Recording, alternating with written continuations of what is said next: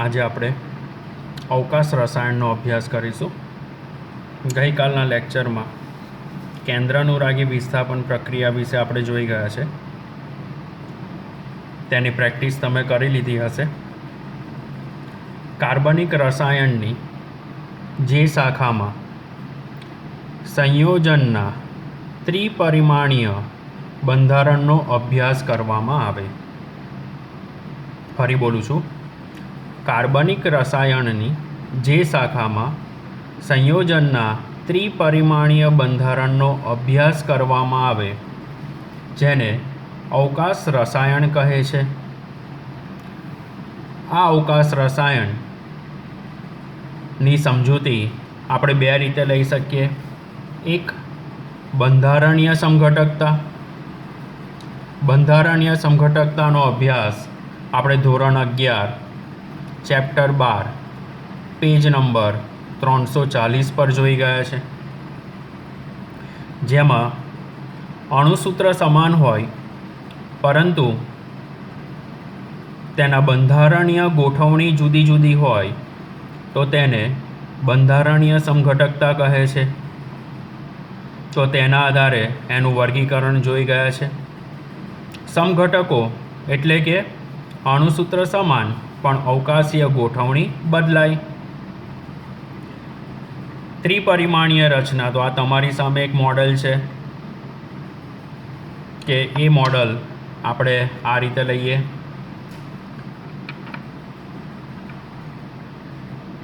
જેમાં કાર્બનની 4 સંયોજકતા જુદા જુદા સમૂહ કે પરમાણુ વડે પૂર્ણ થયેલી છે અને sp3 સંકરણ એટલે કે સમચતુષ્ફલકીય રચના ધરાવે છે. હવે આપણે અવકાશીય સમઘટકતા પર જવાનું છે, જેમાં સમરૂપી સમઘટકોનો અભ્યાસ આપણે જોઈ ગયા. વિન્યાસી સમઘટકતામાં આપણે પ્રકાશીય સમઘટકતાનો આજે અભ્યાસ કરવાનો છે. ભૌમિતિક સમઘટકતાનો અભ્યાસ પછી આવશે ચેપ્ટર 9માં. તો અત્યારે આપણે પ્રકાશીય સમઘટકતા સમજવા માટે જુદા જુદા 5 શબ્દનો અભ્યાસ કરવાનો છે. એ 5 શબ્દના અભ્યાસમાં એક સમતલીય ધ્રુવીભૂત પ્રકાશ. સમતલીય ધ્રુવીભૂત પ્રકાશ એટલે કે આ રીતે સામાન્ય પ્રકાશનું કિરણ કે જેને કિરણોનો સમૂહ, પ્રકાશના કિરણોનો સમૂહ કે જેને પ્રકાશકુંજ તરીકે ઓળખીશું. તે સામાન્ય પ્રકાશનું કિરણ બધી જ દિશામાં પ્રસરણ પામે છે. હવે એ બધી જ દિશામાં પ્રસરણ પામતું પ્રકાશનું કિરણ કોઈ એક ધ્રુવકમાંથી પસાર કરવામાં આવે. શેમાંથી પસાર કરવામાં આવે? ધ્રુવક. હવે ધ્રુવક તરીકે આપણે શું લઈ શકીએ? તો કે નિકોલ પ્રિઝમ, ટુર્મિલિન સ્ફટિક જેવા ધ્રુવકનો ઉપયોગ કરી અને આ પ્રકાશના કિરણોને એક જ સમતલમાં પ્રસરણ પામતા થાય. એટલે કે સામાન્ય પ્રકાશનું કિરણ જ્યારે ધ્રુવકમાંથી પસાર થઈ અને સમતલને સમાંતર પ્રસરણ પામે ત્યારે એ ધ્રુવીભૂત થયું કહેવાય, જેને આપણે ધ્રુવીભૂત પ્રકાશના કિરણ તરીકે લઈશું. અને આ ધ્રુવીભૂત પ્રકાશનું કિરણ એક જ સમતલમાં પ્રસરણ પામે છે, જેથી તેને સમતલીય ધ્રુવીભૂત પ્રકાશ તરીકે ઓળખાય.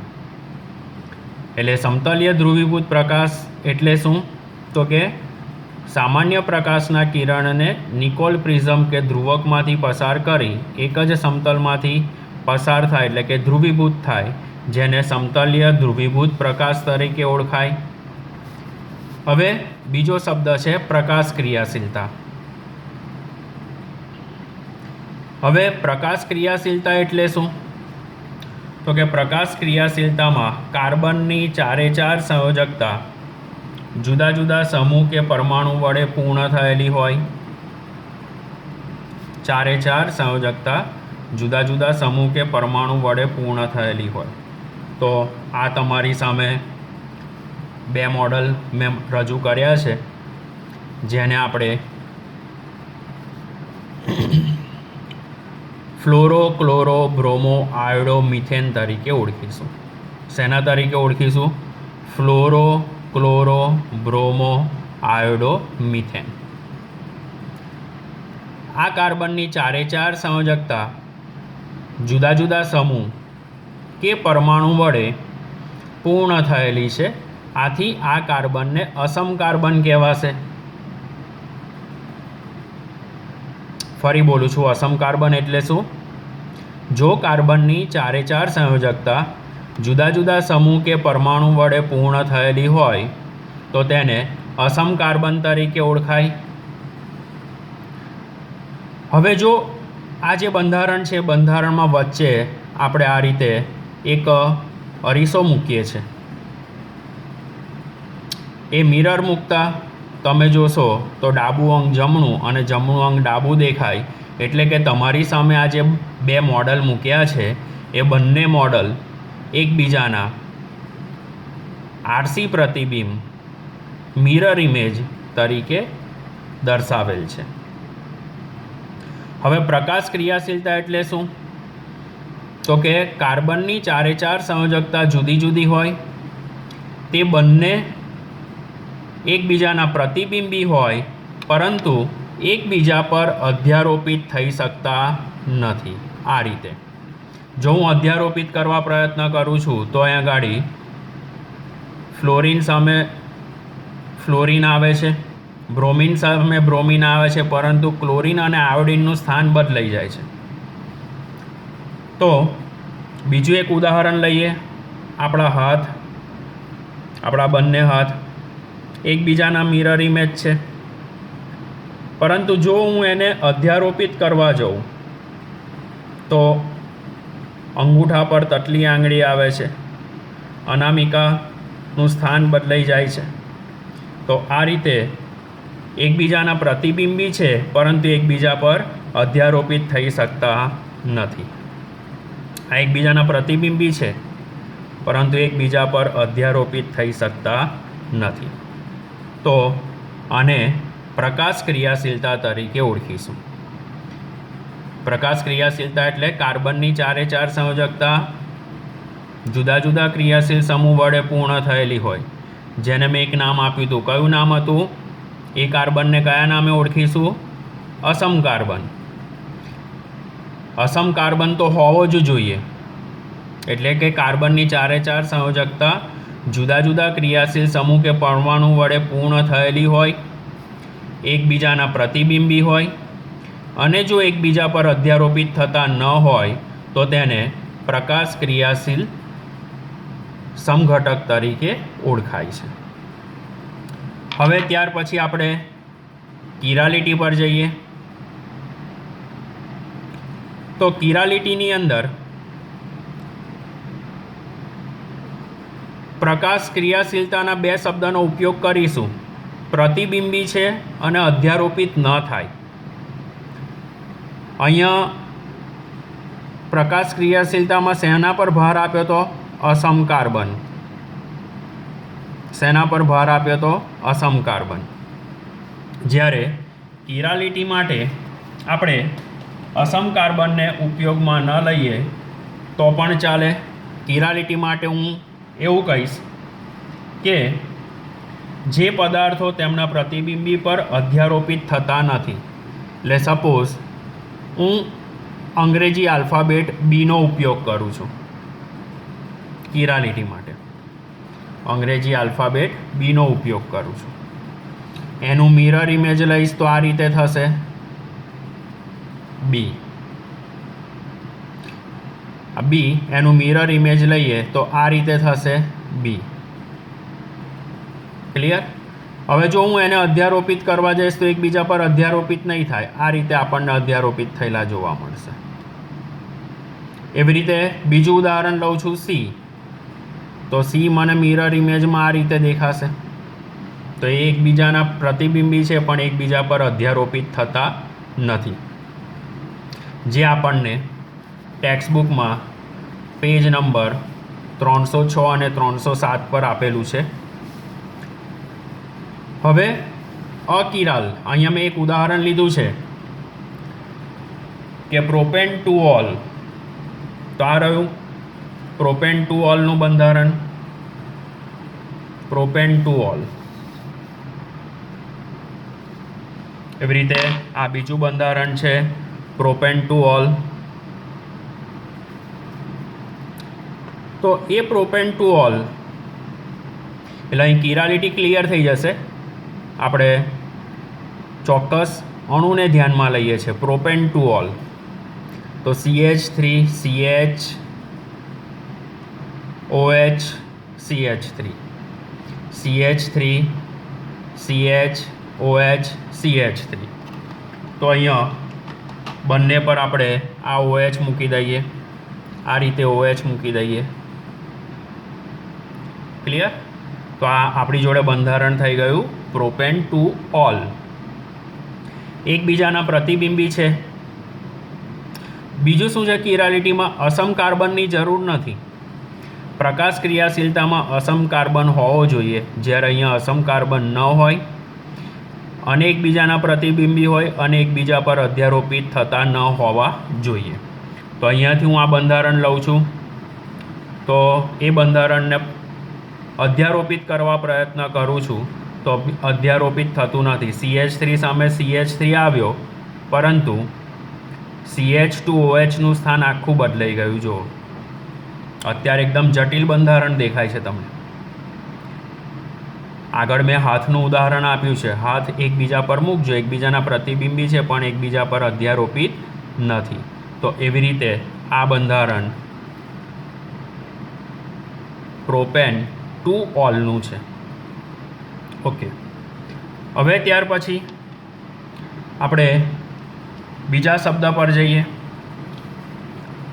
કે અકિરાલ. અકિરાલ સંયોજન એટલે શું? તો અકિરાલ સંયોજન એટલે કે એકબીજાના પ્રતિબિંબી છે અને એકબીજા પર અધ્યારોપિત થઈ શકે છે. એકબીજાના પ્રતિબિંબી છે અને એકબીજા પર અધ્યારોપિત થઈ શકે છે. ઉદાહરણ તરીકે હું લઉં A અને A, તો એને એકબીજા પર મૂકીશું તો આપણે એ પર એ અધ્યારોપિત થશે જ. H, એનો પ્રતિબિંબ અહીંયા H, એને એકબીજા પર મૂકીએ તો H પર H અધ્યારોપિત થાય છે જ. એટલે એનો મતલબ એવો થયો કે એ અકિરાલ અણુ થયા કે જેઓ એકબીજાના પ્રતિબિંબી છે અને એકબીજા પર અધ્યારોપિત પણ થાય છે. તો એના માટે આપણે ઉદાહરણ આપ્યું છે આપણને અહીંયા બ્યુટેન ટુ ઓલનું. બ્યુટેન ટુ ઓલના ઉદાહરણમાં ક્લિયર કર્યું છે આપણને. આ બ્યુટેન ટુ ઓલનું ઉદાહરણ છે. CH3 CH OH C2H5 butane two all, જેને D કીધો, વચ્ચે અરીસો આવી ગયો. CH3 CH OH CH C2H5H butane two ઓલનું પ્રતિબિંબી બંધારણ, જેને આપણે પછી મોડલ તરીકે લઈએ છીએ. પછી અહીંયા એક શબ્દ આપ્યો છે ભ્રમણ પામેલા. ભ્રમણ પામેલાનો મતલબ શું છે? તો અહીંયા ઇન્ડિકેશન આપ્યું છે કે 180 ડિગ્રીનું ભ્રમણ કર્યા પછી એકબીજા પર અધ્યારોપિત થાય છે કે નહીં એ જોવાનું રહેશે. બરાબર? તો એ અહીંયા બંધારણ આપણે જોઈએ. તો અકિરાલમાં એકબીજાના પ્રતિબિંબી છે અને એકબીજા પર અધ્યારોપિત થાય તો એને અકિરાલ અણુ તરીકે લઈએ છીએ. સાદો આલ્ફાબેટ તમે ધ્યાનમાં લેશો તો ક્લિયર થઈ જશે. A પર A, H પર H, O પર O, જે V પર V. તો એ બધા એક્ઝામ્પલ જે છે એ અકિરાલ અણુના છે. હવે ત્યાર પછી છે પ્રતિબિંબી સમઘટકો. તો પ્રતિબિંબી સમઘટકોમાં પણ એકબીજાના પ્રતિબિંબો છે પણ એકબીજા પર અધ્યારોપિત ન થાય. એટલે તમે જો આ 5 શબ્દનો અભ્યાસ કરો તો એ 5 શબ્દના અભ્યાસમાં 4 શબ્દો સમજવા માટે પ્રકાશ ક્રિયાશીલતા, કિરાલિટી, અકિરાલ અને પ્રતિબિંબી સમઘટકો. તો એમાં મુશ્કેલી પડે એવી છે. એના માટે તમારે દરેક શબ્દ સમજવા માટે એક વ્યાખ્યામાં એક શબ્દનો ફેરફાર થાય છે. જેમાં જોઈએ તો પ્રકાશ ક્રિયાશીલતામાં અસમ કાર્બન આવ્યો. અસમ કાર્બન એટલે કે 4 જુદા જુદા સમૂહ એક કાર્બન સાથે જોડાયેલો હોય, પ્રતિબિંબી છે અને અધ્યારોપિત ન થાય. કિરાલિટીમાં પ્રતિબિંબી છે અને અધ્યારોપિત ન થાય. ત્યાં આગળ અસમ કાર્બન પર ભાર આપ્યો નથી. અકિરાલ એમાં પણ એવું છે કે પ્રતિબિંબી છે અને અધ્યારોપિત થાય. ત્યાં પણ અસમ કાર્બન પર ભાર આપ્યો નથી. અને ત્યાર પછી પ્રતિબિંબી સમઘટકો આપ્યું છે. તો એ પ્રતિબિંબી સમઘટકોમાં એ પ્રતિબિંબો એકબીજા પર અધ્યારોપિત થતા ન હોય. એટલે કે એના માટે આપણે એક સાદો પ્રયોગ સમજવાનો છે. એ સાદો પ્રયોગ અહીં આપ્યો છે આપણને, કે જેને પોલેરોમીટરનો પ્રયોગ કહીશું આપણે. તો પોલેરોમીટરના પ્રયોગમાં કયા શબ્દ સમજવા માટે આપણે પ્રયોગ પર ગયા? પ્રતિબિંબ સમઘટકો. એ પ્રતિબિંબ સમઘટકો સ્મોલ ડી કે સ્મોલ એલ હોઈ શકે. તો પોલેરોમીટરનો જે પ્રયોગ છે એ પોલેરોમીટરનો જે પ્રયોગ એ કયા કાર્બનિક સંયોજન માટે ઉપયોગમાં લઈ શકાય? તો કે કાર્બોહાઈડ્રેટ અને એમિનો એસિડ. કોના માટે? કાર્બોહાઈડ્રેટ અને એમિનો એસિડ કાર્બનિક સંયોજનમાં પ્રતિબિંબ સમઘટકો સમજવા માટે ઉપયોગમાં લઈ શકાય. એમાં પહેલો તો શબ્દ આવી ગયો સમતલ્ય ધ્રુવીભૂત પ્રકાશ. એટલે કે અધ્રુવીભૂત પ્રકાશનું કિરણ જ્યારે ધ્રુવકમાંથી પસાર થાય ત્યારે ધ્રુવીભૂત પ્રકાશના કિરણમાં ફેરવાય છે. અને આ ધ્રુવીભૂત પ્રકાશનું કિરણ જ્યારે સેમ્પલ નળી એટલે કંઈ પોલેરોમીટર ટ્યુબ છે. પોલેરોમીટર ટ્યુબમાં આ જગ્યાએ મેં કોઈ કાર્બનિક પદાર્થ ભર્યો છે જે કાર્બોહાઈડ્રેટ કે એમિનો એસિડ હોઈ શકે. અને એ જ્યારે કોઈ એક વસ્તુ પર પ્રતિબિંબ પડવામાં આવે એટલે કે અહીંયા આગળ ગોળીય ધ્રુવીય નિર્દેશાંક છે. તો ગોળીય ધ્રુવીય નિર્દેશાંક એકચ્યુઅલી આમ તો જો પ્રકાશ ક્રિયાશીલ પદાર્થ હોય તો આપણને આ રીતે એક ઊભી સ્લીટમાં જ પ્રાપ્ત થશે. પરંતુ એનું ડાબી બાજુ કે જમણી બાજુ કોણાવર્તન થયેલું હશે. જો ડાબી બાજુ કોણાવર્તન થાય તો એને સ્મોલ ડી વિન્યાસ તરીકે ઓળખાય, જે પ્રાયોગિક રીતે નક્કી કરવામાં આવે છે. કે જેમાં ગોળીય ધ્રુવીય નિર્દેશાંકને આપણે ચોક્કસ દિશામાં કોણાવર્તન કરીએ ડાબી બાજુ તો એને દક્ષિણ ભ્રમણીય કહીશું, ડેક્સ્ટ્રો રોટેટરી. અને જો જમણી બાજુ રોટેશન પામેલો હોય તો એને એલ વિન્યાસ તરીકે લેવામાં આવે છે, જેને લીવો રોટેટરી એટલે કે વામ ભ્રમણીય તરીકે લેવાય. હવે જો આપણે આલેખમાં ચરણ પર જઈએ તો ડાબી બાજુ લેફ્ટ સાઈડ લીવો રોટેટરી વામ ભ્રમણીય એટલે કે ચરણ માઇનસ, ડેક્સ્ટ્રો એટલે કે જમણી બાજુ એટલે પ્લસ. તો એને દક્ષિણ ભ્રમણીય તરીકે લઈએ તો તેના આધારે અહીંયા પ્લસ કે માઇનસ સાઇન આપવામાં આવેલી છે. તો આ પોલેરોમીટરના પ્રયોગ વડે પદાર્થ પ્રતિબિંબી સમઘટક ધરાવે છે કે નહીં. જો એ પોલેરોમીટર ટ્યુબમાં કોણાવર્તન પામતો હોય તો એને પ્રકાશ ક્રિયાશીલ સમઘટક તરીકે ઓળખાય છે. એટલે સ્મોલ ડી અને સ્મોલ એલ તરીકે નક્કી કરી શકાય. હવે ત્યાર પછી બીજા બે શબ્દ આપણે સમજવાના છે. એક સાપેક્ષ વિન્યાસ. સાપેક્ષ વિન્યાસ એટલે કેપિટલ ડી અને કેપિટલ એલ. અને મેં સ્મોલ ડી અને સ્મોલ એલની સમજૂતી હમણાં જ આપી. જો સાપેક્ષ વિન્યાસ લઈએ તો એને કેપિટલ ડી કે કેપિટલ એલ વડે દર્શાવવામાં આવે છે અને સાપેક્ષ વિન્યાસ એ સૈદ્ધાંતિક બાબત છે, જ્યારે સ્મોલ ડી અને સ્મોલ એલ એ પ્રાયોગિક બાબત હતી. સ્મોલ ડી અને સ્મોલ એલ તેમજ કેપિટલ ડી અને કેપિટલ એલ વચ્ચે કોઈ સંબંધ નથી, એ બંને એકબીજાથી જુદા પડે છે. સૈદ્ધાંતિક રીતે જો કાર્બોહાઈડ્રેટ સંયોજન હોય અને એમાં OH જમણી બાજુ આવેલું હોય તો એને ડી પ્લસ તરીકે ઓળખાય, અને જો OH ડાબી બાજુ આવેલો હોય તો એને L માઇનસ તરીકે ઓળખાય છે. તો અહીંયા ગ્લિસરાલ્ડિહાઇડનું ઉદાહરણ છે CHO, CHOH, CH2OH, એવી રીતે CHO, CHOH, CH2OH. તો પહેલાં બંધારણમાં તમે જોશો તો OH જમણી બાજુએ છે એટલે એને ડી પ્લસ. આ સૈદ્ધાંતિક રીતે સ્વીકારેલી બાબત છે, આના માટે કોઈ સાબિતીની જરૂર નથી, જે કહાન, ઇનગોલ્ડ અને પ્રિલોગ નામના વૈજ્ઞાનિકે સમજાવેલું છે. અને OH જો ડાબી બાજુ હોય તો એને L માઇનસ વિન્યાસ તરીકે લેવાય, એટલે આને ડી પ્લસ ગ્લિસરાલ્ડિહાઇડ કીધું અને L માઇનસ ગ્લિસરાલ્ડિહાઇડ.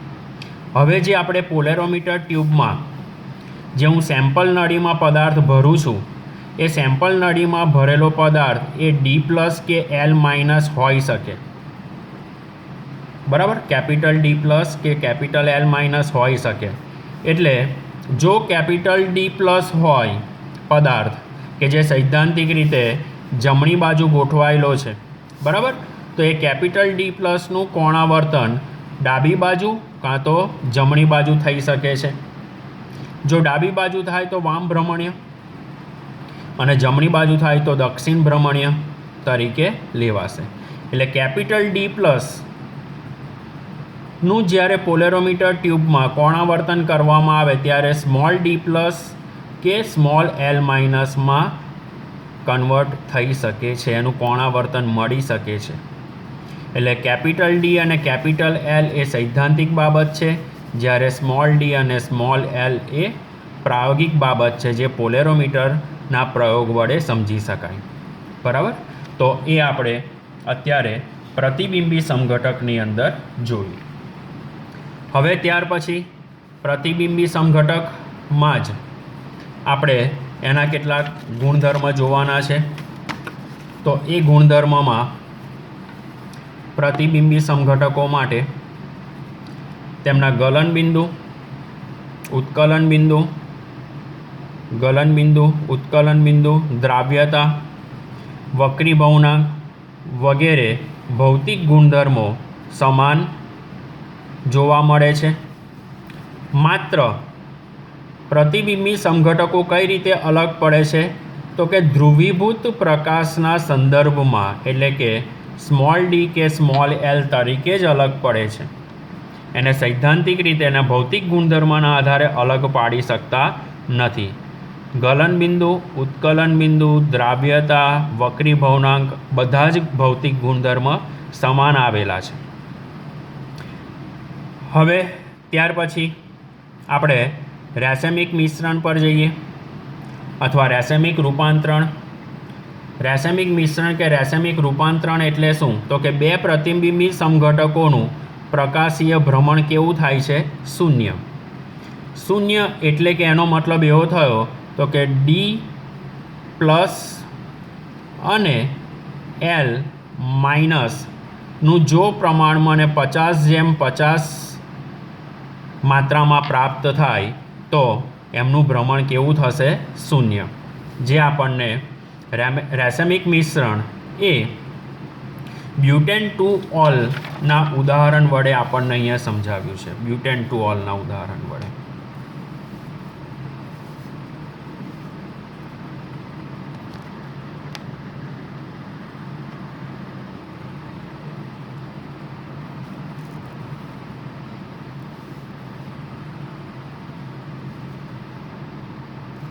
કે જેના માટે આપણે બીજા બે શબ્દો સમજવાના છે, ધારણ અને વ્યુત્ક્રમણ. તો બ્યુટેન 2-ઓલનું ઉદાહરણ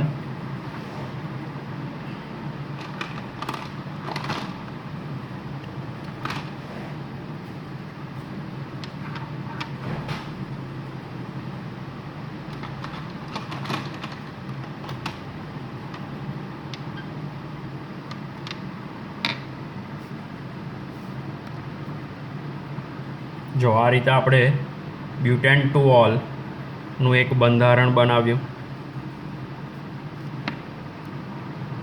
આ બ્યુટેન ટુ ઓલ, જેમાં બીજા નંબરના કાર્બન પર OH છે, રાઈટ. તો આ રીતે આપણે બંધારણ આપણી જોડે છે બ્યુટેન ટુ ઓલનું. Butane two ol CH3 CH નીચે છે તે CH OH CH2 CH3, બરાબર. એટલે આપણે નંબર અહીંથી આપીશું. આ નંબર 1 2 3 4. બીજા નંબરના કાર્બન પર OH આવેલો છે એટલે આને કહેવાશે બ્યુટેન ટુ ઓલ. ઓકે, હવે આપણાને આ અવકાશીય ગોઠવણી આપેલી છે બ્યુટેન ટુ ઓલની. તો એમાં તમે અહીંયા જુઓ છો તો બંધારણમાં આ એક સમતલમાં છે એટલે સમતલની આપણે પાછળની બાજુ, આ સમતલની ઉપર બાજુ અને નીચે બાજુ તરીકે ગોઠવાયેલા છે. તો હું અહીંયા એ બંધારણને આ રીતે લઉં છું. C2H5, અહીંયાથી આ H પાછળની બાજુ, આ X એક સમતલમાં, એટલે આ બંને એક સમતલમાં છે. X તરીકે હું OH લઈશ, બરાબર. અને અહીંયા CH3 આવ્યું. હવે બે શબ્દ આપણે લેવાના છે, વ્યુત્ક્રમણ અને ધારણ. તો વ્યુત્ક્રમણ અને ધારણ એટલે શું? તો કે જો હું આ Xનું વિસ્થાપન કરી અને એની જગ્યાએ Y મૂકું છું, આ Xનું વિસ્થાપન કરું છું, આ આપણું મોડલ છે, એમાં એ મોડલમાં Xનું વિસ્થાપન કરું છું. આ જે એક સમતલમાં હતો તે, ત્યાં મેં Y મૂક્યો. તો Y મૂકવાથી આખું જ બંધારણ ઉલટાઈ ગયું, આખો જ પ્રકાશીય સમઘટક ઉલટાઈ ગયો, બરાબર. એટલે આ રીતે આપણને મળશે. તો મૂળ અવસ્થા કરતાં અવસ્થા આખી ઉલટી વિરોધી મળે છે, જેને વ્યુત્ક્રમણ તરીકે લઈ શકાય. હવે જે દિશામાં OH હતો, આ રીતે આપણે લઈએ, જે દિશામાં OH છે એ જ દિશામાં જો Y જોડાય, બંને છે વિસ્થાપનની પ્રક્રિયા જ, પણ અહીંયા અવકાશીય ગોઠવણી પર ભાર આપ્યો છે. અને જો Y એ જ દિશામાં રહેશે તો એને ધારણ કહેવાય. એટલે રાસાયણિક પ્રક્રિયા દરમિયાન એક સંમિત કેન્દ્ર પરના બંધોની અવકાશીય ગોઠવણી સચવાઈ રહે. ફરી બોલું છું, રાસાયણિક પ્રક્રિયા દરમિયાન એક સંમિત કેન્દ્ર, એટલે આ સંમિત કેન્દ્ર આવ્યું, એના પર બંધોની અવકાશીય ગોઠવણી સચવાઈ રહી. અહીંયાથી મેં OH દૂર કર્યો અને ત્યાં X મૂક્યો, એટલે કોઈ પણ હેલોજન મૂક્યો, તો આને ધારણ કહેવાય. અને જો આ OH છે અને ત્યાં આગળ બીજો કોઈ સમૂહ જોડવામાં આવ્યો અને એની અવકાશીય ગોઠવણી આખી ઉલટાઈ ગઈ, બરાબર, આખી ઉલટાઈ ગઈ, તો એને વ્યુત્ક્રમણ કહેવાય, જેને ઇન્વર્ઝન તરીકે ઓળખાય છે. શેના તરીકે ઓળખાશે? ઇન્વર્ઝન તરીકે. તો આપણે અહીંયા બંધારણમાં, જો અહીંયા ક્લિયર થશે, તો બંધારણમાં અહીંયા મેં આ પ્લેન લીટી દોરી છે, એટલે એનો મતલબ એવો થયો કે આ સમતલમાં જોડાયેલા છે, બરાબર. ત્યાર પછી અગાઉ આપણે જોઈ ગયા છે નિશાની માટે. તો અને જો આગળની બાજુ હોય તો આગળની બાજુ આ રીતે ત્રિકોણ પાડ્યો છે, અને પાછળની બાજુ હોય તો ત્યાં ડોટેડ લાઇન વડે દર્શાવેલું છે. તો આ રીતે એક જ સમતલમાં ત્રિપરિમાણીય રચના દર્શાવવા પ્રયત્ન કર્યો. તો બંધારણ આપણી જોડે આ રીતે જ હતું. આ CH3, રાઈટ. પછી તમને નજીક લઈ જાઉં, આ CH2, પછી આ પાછો CH2 અને આ જોડાયો CH3. ક્લિયર? તો આ રીતે આપણી જોડે બ્યુટેન ટુ ઓલનું બંધારણ હતું. અને અહીંયા ક્લિયર કીધું કે એ અને બીનું જો 50:50 મિશ્રણ મળે તેને કહેવાય રેસેમીકરણ અથવા રેસેમિક મિક્સર, કે જેને આપણે small dl plus or minus વડે દર્શાવીએ છીએ. શેના વડે દર્શાવીએ છીએ? Small dl plus or minus વડે. હવે એ જ વ્યાખ્યા અહીંયા ધારણની લીધેલી છે કે રાસાયણિક પ્રક્રિયા દરમિયાન એક સંમિત કેન્દ્ર પરના બંધોની અવકાશીય ગોઠવણી સચવાઈ રહે. એટલે અહીંયાથી OH ગયો ને અહીંયા Cl આવ્યો, તો અહીંયા કોઈ અવકાશીય ગોઠવણીમાં બદલાવ થતો નથી, તો એને ધારણ કહેવાય. અને જો અવકાશીય ગોઠવણી ઉલટાઈ જાય છે, રાઈટ, તો એને શું કહેવાશે? વ્યુત્ક્રમણ. ક્લિયર? ઓકે. હવે આ જે બંધારણ છે એ બંધારણમાં રેસેમિક મિશ્રણમાં બીજી એક વસ્તુ કહેવાની, એમની વચ્ચેનું ભ્રમણ કેટલું થાય છે? 0. એમની વચ્ચેનું ભ્રમણ 0 થાય છે. તો આમ આજે આપણે 5 શબ્દનો અભ્યાસ કર્યો. એક સમતલ્ય ધ્રુવીભૂત પ્રકાશ, પ્રકાશ ક્રિયાશીલતા, કિરાલિટી, અકિરાલ પ્રતિબિંબી સમઘટકો, જેનો સમાવેશ આપણે પ્રકાશીય સમઘટકતામાં કરીએ છીએ, બરાબર, જે અગાઉ અવકાશ રસાયણમાં એનો સમાવેશ થયેલો છે. હવે આપણને એક કોયડા તરીકે અહીંયા ક્લિયર 2 શબ્દો ટેક્સ્ટ બુકમાં સમજાવ્યા છે કે જો પ્રોપેન ટુ ઓલનો પ્રતિબિંબી સમઘટક બી હોય અને ભ્રમણ પામેલો પ્રતિબિંબી સમઘટક બી છે, એનું ભ્રમણ કરું તો મને સી મળે 180નું રોટેશન આપ્યા પછી, બરાબર, 180નું રોટેશન આપ્યા પછી સી મળે. તો એ અને સી એકબીજા પર અધ્યારોપિત થશે. ફરી કહું, એ અને બી એકબીજાના મિરર ઇમેજ છે. હવે બીનું 180 રોટેશન આપું છું અને એકબીજા પર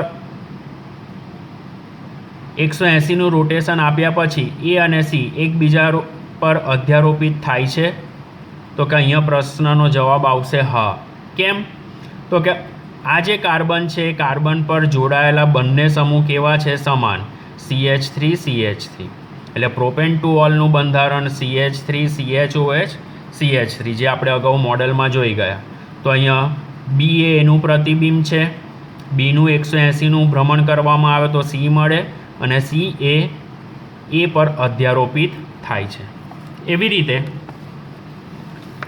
બીજું એક બંધારણ લઈએ, બ્યુટેન ટુ ઓલ. તો એમાં પણ સેમ એવું જ થશે કે ડી અને ઈ એકબીજાના પ્રતિબિંબી છે, પણ ઈનું 180નું રોટેશન કરીને મને એફ મળે, તો એફ એ ડી પર અધ્યારોપિત થશે. તો અહીંયા જવાબ આવશે ના. કેમ ના?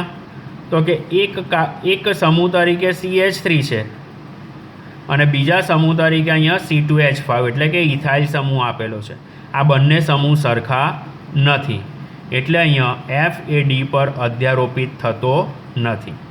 એટલા માટે અગાઉ મેં આપણા લેક્ચરમાં એક વસ્તુ મેન્શન કરી હતી કિરાલિટીના ગુણધર્મમાં, કે પ્રોપેન ટુ ઓલ હોય તે એકબીજાના પ્રતિબિંબી છે અને એકબીજા પર અધ્યારોપિત ન થાય, રાઈટ, કોણાવર્તન કર્યા વગર.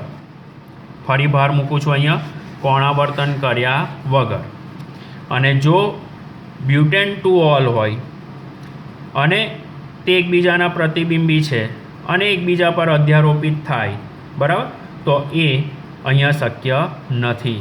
તો આ વસ્તુ, કારણ કે અસમ કાર્બન આવી ગયો અને અસમ કાર્બનની અંદર પ્રકાશ ક્રિયાશીલતાનો ગુણધર્મ જોવા મળે છે. ક્લિયર? તો આ એક પ્રશ્ન જે 2 માર્કનો છે એ 2 માર્કનો અહીંયા તમને પૂછી શકાય, એટલા માટે એક ઉદાહરણ આપ્યું છે. બીજું મિત્રો, આજે તમારે અહીંયા કેટલાક ઉદાહરણ આપ્યા છે એ ઉદાહરણના બંધારણો દોરી અને જાતે જ તમારે પ્રેક્ટિસ કરવાની છે કે એકબીજા પર અધ્યારોપિત થાય છે, એકબીજા પર અધ્યારોપિત નથી, રેસેમિક મિશ્રણ આપે છે, પ્રતિબિંબી સમઘટકો છે, કિરાલિટી ધરાવે છે કે અકિરાલ છે. તો એ ઉદાહરણ માટે એક આપ્યું છે 2-ક્લોરોબ્યુટેન, બીજું ઉદાહરણ છે 2,3-ડાયહાઇડ્રોક્સી પ્રોપેનાલ જેનું બંધારણ બાજુમાં આપ્યું છે. ત્યાર પછી બ્રોમો ક્લોરો આયોડોમિથેન જે મેં લેક્ચરની શરૂઆતમાં જ ઉદાહરણ તરીકે લીધું હતું. ત્યાર પછી 2-બ્રોમો પ્રોપેનોઇક એસિડ. તો આવા 4 ઉદાહરણમાંથી એક તો મેં તમને કરાવી દીધું છે બ્રોમો ક્લોરો આયોડોમિથેન.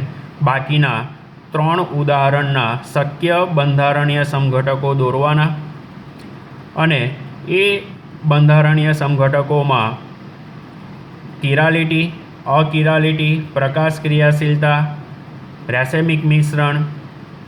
ત્યારબાદ આપણે લઈએ તો વ્યુત્ક્રમણ અને ધારણ કયા શબ્દની સમજૂતી આપી શકાય છે એની સમજૂતી તમારે લખવાની છે. તો આજના લેક્ચરમાં આપણે અવકાશ રસાયણને લગતી માહિતી મેળવી. આજના લેક્ચર પરથી તમને 2 માર્કનું કારણ અથવા તો 99.99% MCQ તમને મળી રહેશે.